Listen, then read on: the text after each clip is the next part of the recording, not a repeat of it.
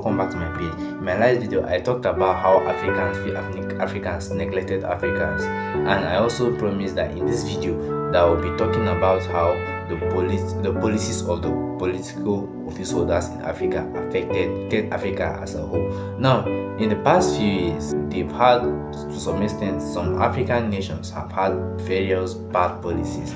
It seems that the situation in some African countries is better off than when the colonial masters were still in position compared to now. Some nations in Africa have been complaining that since our European colonial masters left, that it seems that Africa, instead of developing, we've been retrograding.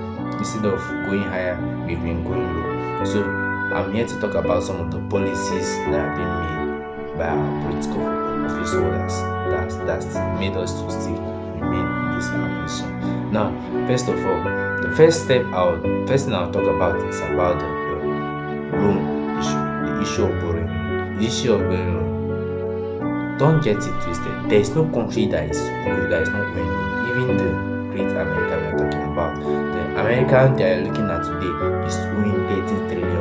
You can browse it. American that you're seeing today is owing $30 trillion.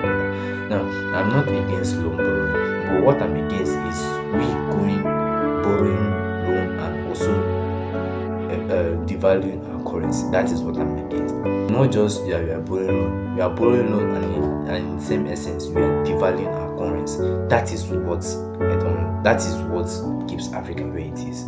Don't get it twisted. There is no nation in the world that is not indebted. Even the great America you're seeing today is indebted. America you're seeing today owes around $30 trillion.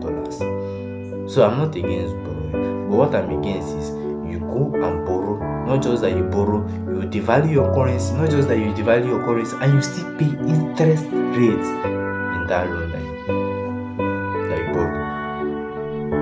So many African countries, they borrowed loan, and let me shock you, they've not even started paying back their loan, but they are still paying the interest attached to the loan.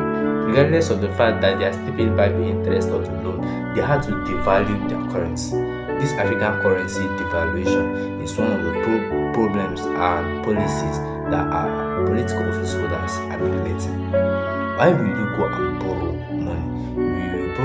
We Africans will borrow money, and not just that we borrow money, we devalue our currency to get that money. And not just that we devalue our currency, we will also do this thing, pay interest loan. We also pay interest to that money